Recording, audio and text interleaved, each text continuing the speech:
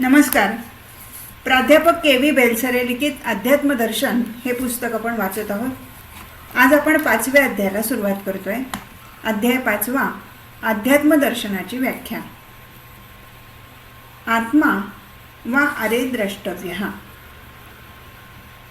श्री शंकराचार्यांनी शारीर भाष्यामध्ये जीवाचे पशु, मनुष्य, देव असे 3 एकापेक्षा एक श्रेष्ठ प्रकार सांगितले आहेत. मनुष्य मध्यभागी असल्याने त्याच्या जीवनाला एकीकडे पशुत्वाची पार्श्वभूमी असते तर दुसरीकडे देवत्वाची दिशा असते. म्हणून मानवी जीवनात अविद्या आणि विद्या, देहबुद्धी आणि देवबुद्धी, विकार आणि विचार, स्वार्थ आणि निस्वार्थ यांचा विरोध अनुभवाला येतो. हा विरोध नाहीसा करण्याचे 2 मार्ग आहेत.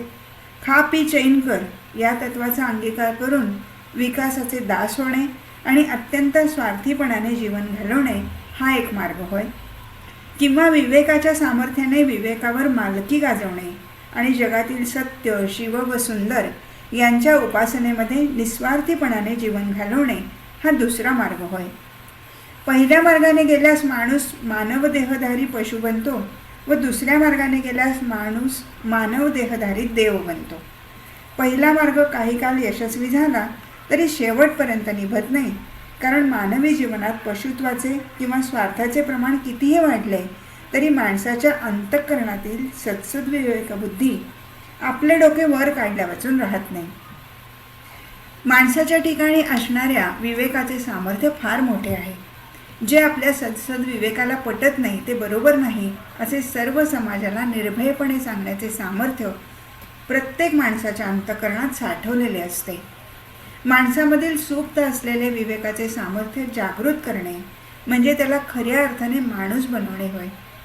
कोणतीही संस्कृती हे काम प्रथम करते, परंतु सूक्ष्मात किंवा अतींद्रिय असलेल्या मूल्यमय जगात विहार करणे हा विवेकाचा विशेष आहे. म्हणून अर्थाने माणूस बनवल्यावर माणूसपणाची मर्यादा ओलांडून देवपणा मिळवण्यासाठी सच्चिदानंदरूपी मूल्याची उपासना करण्याचा हा मार्ग देखील संस्कृतीच दाखवते. निस्वार्थीपणाने सच्चिदानंदरूपी मूल्याची उपासना करणे हे देवाचे प्रधान लक्षण आहे. माणसामधील पशुत्व खरोखर फार बलवान आहे. माणसाच्या विवेकाला ते स्वतःकडे सहज खेचून घेते. म्हणून कोणत्याही समाजातील सामान्य माणसे स्वार्थीच असतात. हे जरी खरे असले तरी समाज व्यवस्थितपणे जगण्यासाठी किमान निस्वार्थीपणा आवश्यक आहे. उदाहरणार्थ, लहान मुलांना जन्म देणे आणि त्यांचे संगोपन करणे या गोष्टी मोठ्या सुखाच्या आहेत असे नाही. कित्येक स्त्रियांना त्याचे विपरीत फळ पुढे मिळते. असे असून देखील स्त्रिया जर निस्वार्थीपणे ते काम न करतील तर कुटुंब संस्था भ्रष्ट होऊन समाज जीवन बिघडून जाईल. कदाचित समाज जगणार देखील नाही. ज्या समाजात किमान निस्वार्थीपणा नाही तिथे आजारी, म्हातारी आणि अपंग माणसे जगणे कठीण होईल. स्वार्थी माणसांनी भरलेल्या समाजामध्ये प्रेम, दया, दान, क्षमा, सहानुभूती, निर्भयता, कर्तव्यनिष्ठा, इंद्रिय संयम इत्यादी दैवी गुणांचा लोप होऊन संशय, गैरसमज, उर्मटपणा, द्वेष, मत्सर, क्रौर्य, संघर्ष, अभिमान इत्यादी आसुरी दोषांचा सुळसुळाट होतो. असा समाज लवकरच रसातळाला जातो. यासाठी सुखी, समाधानी पण सामर्थ्यवान समाज निर्माण होण्यासाठी त्यामध्ये विवेकशील व निस्वार्थी माणसांची संख्या पुष्कळ वाटली पाहिजे. स्वार्थी मनुष्य स्वतःचा देह तेवढाच सत्य मानतो आणि तशी ठाम श्रद्धा ठेवून सर्व व्यवहार करतो. याच्या उलट निस्वार्थी मनुष्य स्वतःच्या देहाला ज्ञानाचे, कलेचे किंवा परोपकाराचे साधन समजून सर्व व्यवहार करतो. जग हे माझ्या सुखासाठी आहे अशी दृष्टी ठेवून स्वार्थी मनुष्य जगतो, तर मी स्वतःसाठी नसून जगाला सुख देण्यासाठी आहे अशी दृष्टी ठेवून निस्वार्थी मनुष्य जगतो. निस्वार्थी माणसाचे अंतःकरण विशाल असल्यामुळे त्याच्या अनुभवाची भूक देखील फार मोठी असते. नुसत्या देहसुखाने त्याची तृप्ती होत नाही.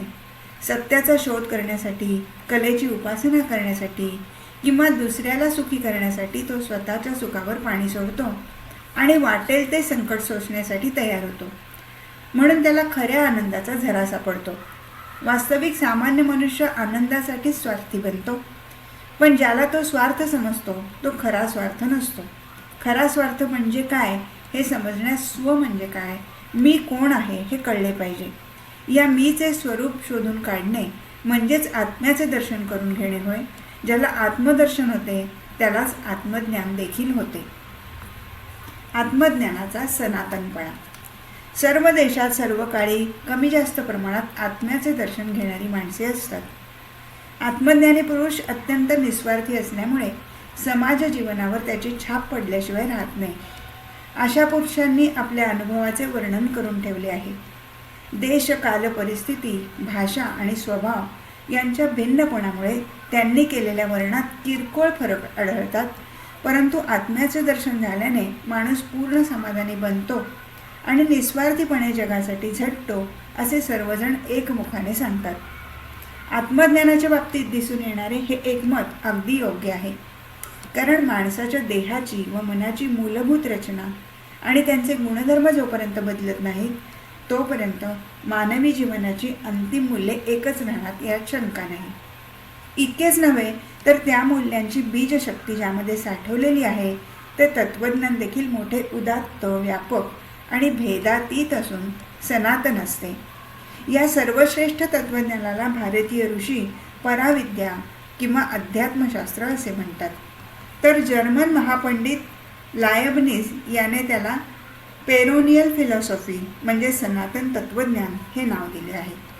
सनातन अध्यात्मशास्त्राची परंपरा भारतामध्ये आणि युरोपमध्ये आज 3-4 हजार वर्षे अखंडपणे चालू आहे. भारतामध्ये हे तत्त्वज्ञान वेदांमध्ये उगम पावले आणि उपनिषदांमध्ये पूर्णतेला पोचले. उपनिषदे म्हणजे अध्यात्मशास्त्राचे भारतीय भांडार होय. तसेच श्रीमद भगवद्गीतेमध्ये अध्यात्मशास्त्राचे मर्म थोडक्यात परंतु कमालीच्या सुंदर रीतीने सांगितले आहे. माणसाच्या अंतःकरणात राहणारा आणि मौल्यवान रत्नाप्रमाणे स्वयंप्रकाश असणारा सत्सद विवेक पाहून वैदिक ऋषींची प्रज्ञा मोहून गेली. विवेकाच्या सहाय्याने अशाश्वत जगात अमृतत्व कोठे आहे याचा शोध करता करता त्यांना एक सतचा साक्षात्कार झाला. मूळ सत एकच आहे आणि ते सर्वव्यापी आहे. आकाशालाही व्यापून उरणारे ते सत आत्मरूपाने मनुष्याच्या अंतःकरणात बसते.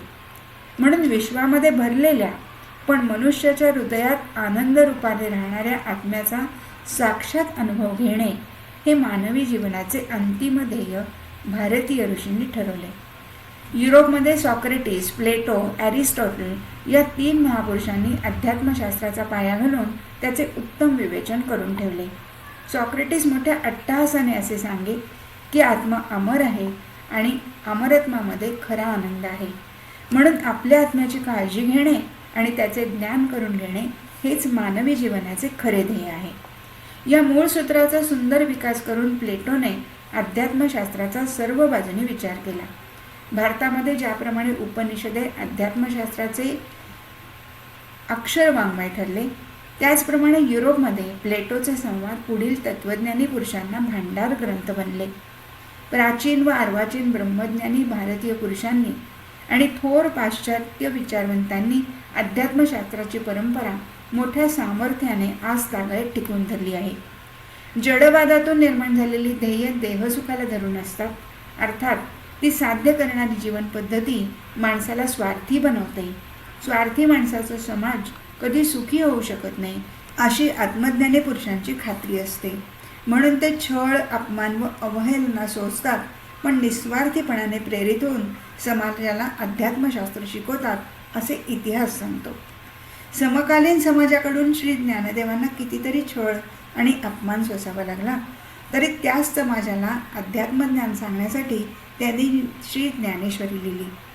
अध्यात्मशास्त्राची परंपरा अखंडपणे आजवर टिकवण्याचे कारण म्हणजे थोर संतांची त्यावरील अढळ निष्ठा होय.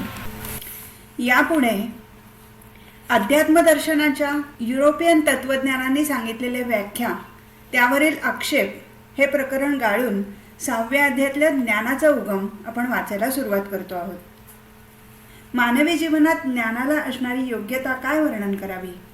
माणसाचा खरा पराक्रम ज्ञानाच्या क्षेत्रामध्ये दृष्टीस पडतो. ज्ञान संपादनाचा वर मिळाल्यामुळे माणसाने या जगातील परिस्थितीवर आपली सत्ता स्थापन केली हे नवल तर खरेच. पण ज्ञानाच्या जोरावर माणूस स्वतःच्या माणूसपणाच्या पलीकडे जाऊन देव पदवीला चढतो आणि मानवी देहात राहून दिव्य जीवन जगू शकतो ही खरी कमाल आहे. ज्ञानाचे हे विलक्षण सामर्थ्य पाहून ज्ञानासारखे पवित्र म्हणजे पावन करणारे या जगात काहीच नाही असे श्रीकृष्णाला गीतेमध्ये सांगावे लागले.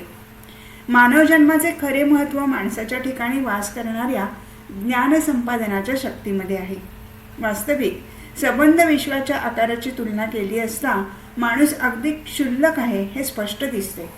परंतु त्याच्या डोक्यामध्ये असणारी एकच नव्हे तर अनेक ब्रह्मांडाचा शोध घेण्याची शक्ती पाहिली म्हणजे मन आश्चर्याने थक्क होऊन जाते. विद्वानमान्य गीता रहस्याचे जनक लोकमान्य टिळक मंडाले येथे असताना अहोरात्र विचार करत असत. विशेषतः दुपारी एका आरामखुर्चीवर बसून व डोळे किलकिले करून ते सारखा विचार करीत. त्यांच्या सेवेला असणाऱ्या कुलकर्ण्याला या गोष्टीचे मोठे आश्चर्य वाटे.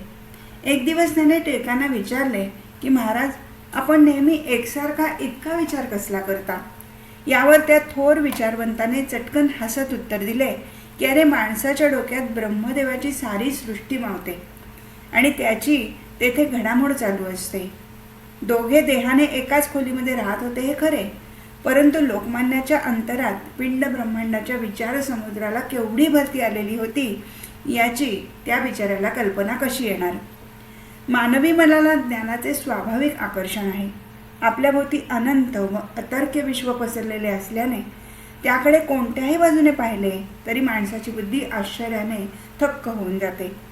आश्चर्याच्या भावनेतून विश्व समजून घेण्याची लालसा निर्माण होते. या लालसेला जिज्ञासा असे म्हणतात. जिज्ञासेमधून दर्शन जन्म पावते असे प्लेटो सांगतो. जिज्ञासा म्हणजे ज्ञातुम इच्छा, जाणण्याची इच्छा होय. विश्वाच्या आवाढव्य कारभाराकडे पाहून चकित होणे हा थोर मनाचा गुण आहे यात शंका नाही. उदाहरणार्थ, विश्वाला उत्पन्न करून त्याचा व्यवहार बिनमुवाट पार पाडणाऱ्या प्रचंड शक्तीचा खेळ पाहून श्री शंकराचार्यांना आश्चर्य वाटले आणि ते म्हणाले, जगत उत्पन्न करणारी ही माया अत्यंत अद्भुत, अनिर्वचनीय अशी आहे. आकाशामध्ये पसरलेले अनंत तारे आणि मनुष्याच्या अंतःकरणात वास करणारी सद्सद्विवेक बुद्धी या दोन गोष्टी पाहिल्या की मन कौतुकाने व आदराने भरून जाते असे कांट म्हणतो. त्याचप्रमाणे विश्वाला चालवणारी ब्रह्मसत्ता मनुष्याच्या अंतःकरणात आत्मरूपाने राहून त्याला नाना रीतीने नाचवते. याचे श्री समर्थ रामदास स्वामींना मोठे कौतुक वाटले आणि ते उद्गारले की याविण दुसरा कैचा, जे महिमा सांगावा तयाचा, व्याप आटोपा आत्मयाचा, न भूतो न भविष्यती. अरे, या आत्मयाची चळवळ पाहे, ऐसा भूमंडळी कोण आहे, अगाध पुण्य अनुसंधान राहे काही एक.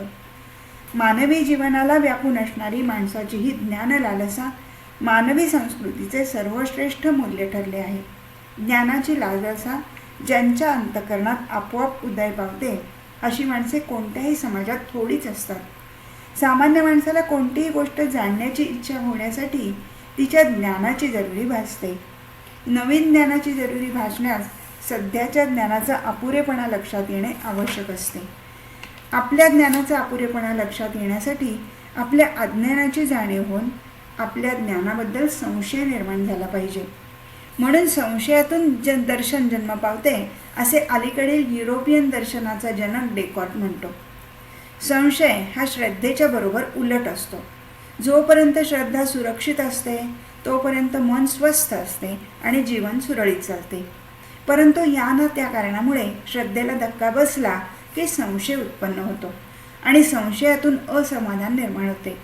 संशयाच्या अवस्थेत माणसाच्या मनाला चैन पडत नाही. श्रद्धा ठेवावी असे वाटले तरी संशयामुळे ती ठेवता येत नाही.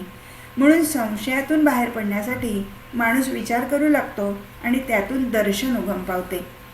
प्लेटो आणि डेकार्ट यांचे म्हणणे खरेच आहे, परंतु सामान्य मनुष्याच्या जीवनात त्याच्या श्रद्धावस्तूंना धक्का बसून एकंदर जीवनाबद्दल संशय केव्हा निर्माण होतो याचा विचार केला तर असे दिसते की दुःखाच्या प्रसंगाने त्याच्या श्रद्धा हादरून जातात. खरे पाहिलं तर दुःख कोणालाच नको असते, तरी पण प्रत्येकाला पुष्कळ दुःख भोगावे लागते. दुःखाचे प्रकार किती म्हणून सांगावे? रोग, मृत्यू, दारिद्र्य, छळ, अन्याय, द्वेष, दुष्टपणा, हिंसा, अकारण वैर, दुष्काळ, युद्ध, जाळपोळ इत्यादींच्या पायी माणसाला नाना प्रकारची दुःखे भोगावी लागतात. यापैकी बहुतेक दुःखांचे प्रसंग येण्यास आपण कारण नसतो. अशा रीतीने आपण न मागितलेली, आपल्याला नको असलेली आणि आपण न कारण झालेली अनेक दुःखे अंगावर येऊन आदळली म्हणजे माणसाचा स्वतःविषयी व जीवनाविषयी असणाऱ्या श्रद्धा मुळातून नाहीशा होण्याचा प्रसंग येतो. आपण ज्याच्यावर उपकार करतो तो आपल्याशी कृतज्ञ बनतो. तसेच आपण दुसऱ्याशी चांगले वागून सुद्धा त्याचे विपरीत फळ आपल्या वाट्याला येते. अशा प्रकारचे विपरीत अनुभव व्यवहारात नित्य येतात. म्हणून जीवनातील आगंतुक दुःखे आणि विपरीत अनुभव यांच्यामुळे सामान्य माणसाच्या श्रद्धा वस्तूंना मुळापासून धक्का बसतो. अशा प्रसंगी माणसाचे मन अति अस्वस्थ आणि संशयग्रस्त बनते. या अस्वस्थ अवस्थेमधून जीवनाविषयी मोठे प्रश्नचिन्ह त्याच्यापुढे उभे राहते. काय करावे याचा निर्णय त्याला घेता येत नाही. अध्यात्मशास्त्राप्रमाणे मनाच्या या स्थितीमध्ये दर्शनाचा उगम होतो. ज्ञान आणि व्यवहार. ज्ञानाचा उगम प्रत्यक्ष जीवनात आहे हे समजल्यावर ज्ञानाची प्राप्ती देखील जीवनातूनच होत असते असे लक्षात येईल. सामान्य मनुष्य विद्वत्तेला ज्ञान समजतो, परंतु विद्वत्ता आणि ज्ञान किंवा शहाणपण यामध्ये फरक आहे. एखाद्या शास्त्राचे तर्काच्या सहाय्याने खोल अध्ययन करून त्याची माहिती डोक्यात साठवून ठेवणे किंवा त्या माहितीमध्ये तात्विक भर घालणे याला विद्वत्ता असे म्हणतात. विद्वत्ता तर्कप्रधान असल्याने तिचा प्रत्यक्ष जीवनाशी संबंध येईलच असे सांगता येत नाही. उदाहरणार्थ, शोपेनहॉवर हा जगातील फार मोठा दुःखवादी होता. मानवी जीवन अत्यंत दुःखमय असून जगातील मानसन्मान व ऐश्वर्य अगदी फोल आहेत. मृत्यू हा माणसाला मिळालेला मोठा वर आहे असे त्याचे स्पष्ट मत होते. परंतु मानसन्मानाला तुच्छ लेखणारा हा विचारवंत वर्तमानपत्रामध्ये आपले नाव आले तर तेवढा भाग कापून जवळ ठेवी. तसेच मृत्यूचे गोडवे गाणारा हा दर्शनकार मृत्यूला भयंकर भीत असे आणि आपल्यासमोर कोणाला मृत्यूविषयी बोलू देत नसे. याच्या उलट खऱ्या ज्ञानी माणसाची स्थिती असते. ज्ञानी माणसाचे ज्ञान विवेकाच्या साहाय्याने त्याच्या अंतःकरणात खोलवर जाते आणि म्हणून त्याच्या आचरणात प्रकट रूपाने दिसते. नुसत्या विद्वत्तेच्या नादी लागल्याने बुद्धीची भरमसाठ वाढ होते ही गोष्ट खरी, पण बुद्धी मुळात शुद्ध व निस्वार्थी बनलेली नसल्याने तिच्या वाढीबरोबर नाना तऱ्हेचे विकल्प व चुकीच्या कल्पना डोक्यात थैमान घालतात. म्हणून नुसत्या विद्वत्तेचे पर्यवसान आज्ञेयवादात किंवा संशयवादात घडते. यावर कोणी असे म्हणेल की ज्ञानाच्या तात्विक शाखामध्ये विद्वत्तेचे पर्यवसान कदाचित संशयवादात घडत असेल, परंतु विज्ञानाच्या क्षेत्रामध्ये विद्वत्तेने माणसाला केवढे ज्ञान मिळवून दिले आहे हे पाहायला नको का? या आक्षेपाचे उत्तर असे की विज्ञानाने विश्वाबद्दल पुष्कळ ज्ञान मिळवून माणसाचे सामर्थ्य वाढवले आहे यात शंका नाही, परंतु या सामर्थ्याचा उपयोग माणसाने कशा प्रकारे केला हे पाहिले असता विद्वत्तेचा धोका दृष्टीला पडतो. सत्तेच्या अमर्याद अभिलाषेने युरोपातील राज्यसत्तांनी विज्ञानाचा उपयोग आपले आसन स्थिर करण्याकरता केला. आपली सत्ता चिरकाल टिकावी म्हणून अनेक देशातील राजसत्तांनी उत्तमोत्तम विज्ञान पंडितांना भयंकर अस्त्रे निर्माण करण्याच्या कार्यामध्ये जुंपले. त्याचा परिणाम असा झाला की विज्ञानाची प्रगती करणाऱ्या पंडितांची दृष्टी जडवादी असल्यामुळे त्यांनी मिळवलेल्या ज्ञानाचा उपयोग मनुष्याचा स्वार्थ वाढवण्याकरता झाला. याच्या उलट विवेकाने बुद्धी शुद्ध केली असता तिला खोलपणा, व्यापकपणा आणि सूक्ष्मपणा येतो. अशा बुद्धीला जगातील वस्तूंची योग्य किंमत कळते. मानवी जीवनाचे खरे ध्येय तिला सापडते. म्हणून शुद्ध बुद्धीचा परिणाम मनोरचना बदलण्यात होऊन माणसाच्या आचरणात फरक पडतो आणि त्याला समाधान प्राप्त होते. अध्यात्मदर्शनामध्ये शुद्ध बुद्धीने केलेल्या विवेकाला विलक्षण महत्त्व आहे. ज्ञानाचा उगम प्रत्यक्ष जीवनामधून होत असल्यामुळे ज्ञानाचा खरेपणा शेवटी जीवनाशी संबंध आल्यावरच ठरतो. याचा अर्थ असा की अध्यात्मज्ञानाचा व्यवहार झाला असता त्याचा खरेपणा अनुभवाला येतो. प्लेटोने ज्ञानामध्ये डॉक्सा किंवा मत आणि एपिस्टेमे किंवा ज्ञान असा भेद केला आहे. डॉक्सा म्हणजे केवळ तर्काने मिळवलेले ज्ञान आणि एपिस्टेमी म्हणजे साक्षात अनुभवाने मिळालेले ज्ञान होय. अनुभवाने मिळालेले ज्ञान जीवनाच्या कसाला उतरलेले असते. अध्यात्मदर्शनामध्ये अशा ज्ञानाला सर्वोत्तम स्थान दिलेले आहे. छांदोग्य उपनिषदामध्ये अशी गोष्ट आहे की एकदा नारद आत्मज्ञान प्राप्त करून घेण्यासाठी सनत कुमाराकडे गेला.